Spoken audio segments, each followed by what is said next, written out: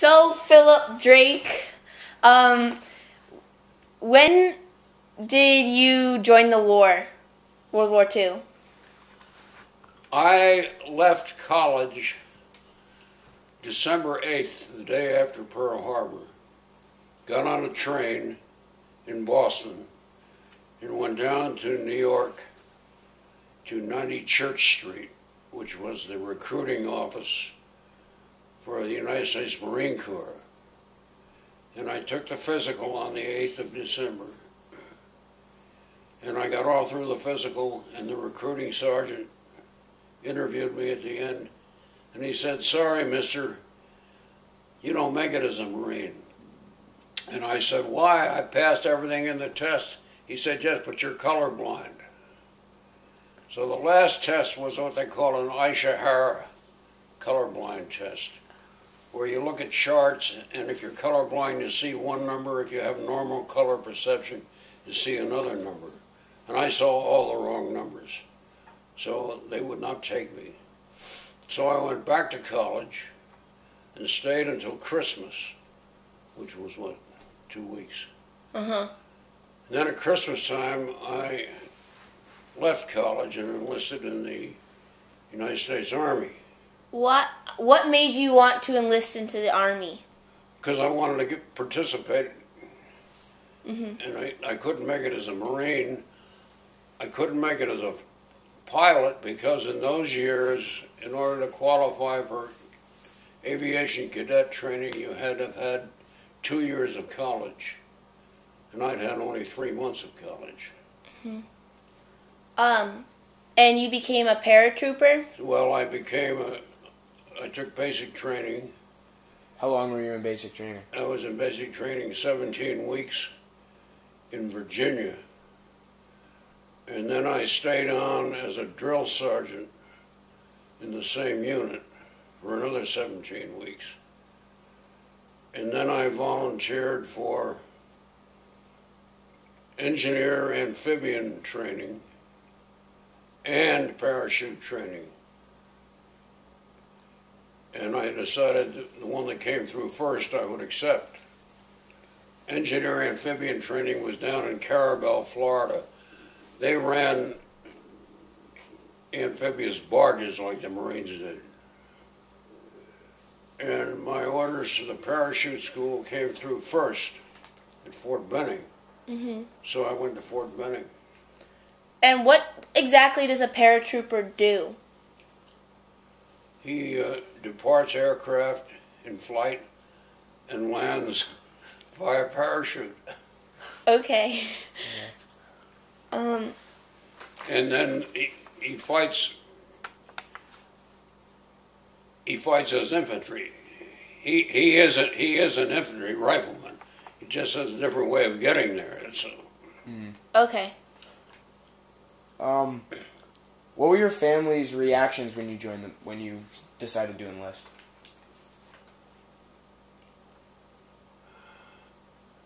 They were quite accepting. Mm-hmm. I had an older brother who was already in the service. Oh, really? And that was my brother Neil. Yeah. And, so I didn't have any argument with it. They had no argument with it. Oh, okay. My parents were quite old. They were in their 40s when I was born. Mm-hmm. So you enlisted in World War II, and then how did you come into Korea? Well, I went to North Africa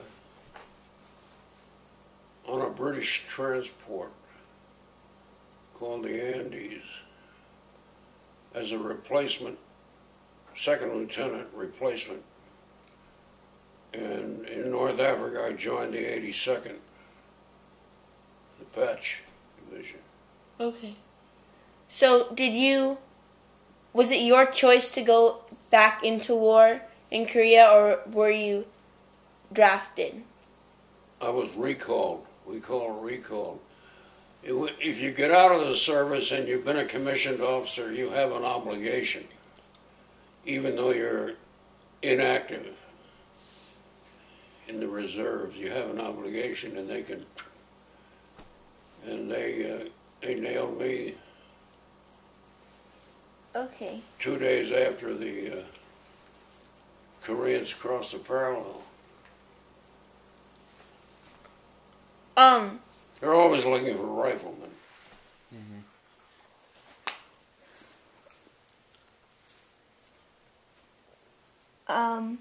So once you were in the military, how did soldiers spend their free time? Like when you guys were like, I don't really know. And did you have much free time? Sea time, Free time. Free time. free time in the service. Yeah. Yeah, you get a certain amount of free time. I mean, it's not a labor camp. Depends on where you are. If you're in a combat zone, you don't have any free time. If you're in training, you have free time. Had a lot of free time at Fort Benning. What did you do in that free time? Drank beer, Oh. chased girls, went to Atlanta. So, how long were you in World War II? I was in World War II from January 1942 until January 1946. And then, Part of that time I was in North Africa and Italy. oh, okay. Then I was back at Fort Benning. And then I went to the Philippine Islands in the Pacific. And from there to Okinawa. What were the Philippines like? Hot, Hot? humid, sticky. What was it like having to carry everything around through that weather? Tough. Tough? Did a lot, like, did you see combat? Yes. We also had a wonderful football game in Manila. The war was beginning to wind down in the summer of 1945. And the Navy high commands and the Army commands were looking for activities to keep the troops occupied. So the commanding admiral of the 7th Fleet challenged our division commander of the 11th Airborne to a football game. Oh. Which was played on the 4th of July in Rizal Stadium in Manila. In mud about that deep. Who won? It was a 0-0 tie. How long were you in Korea for? How long was I in Korea? Yeah.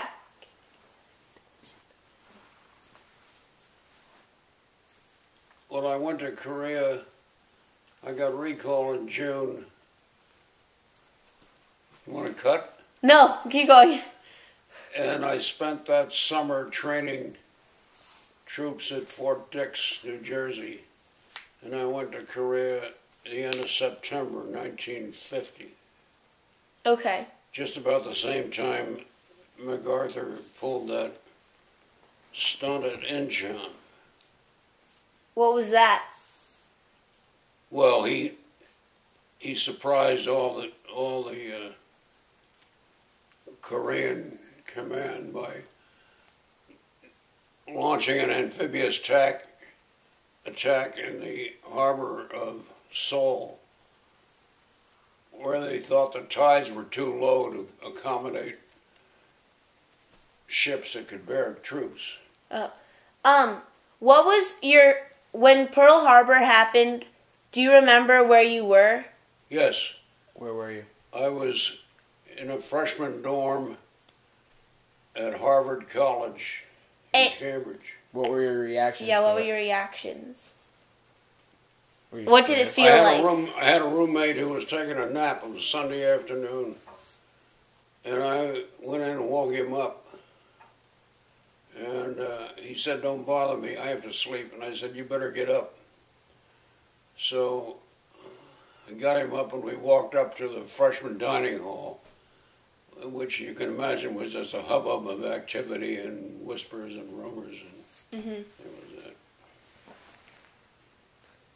Okay. So that was their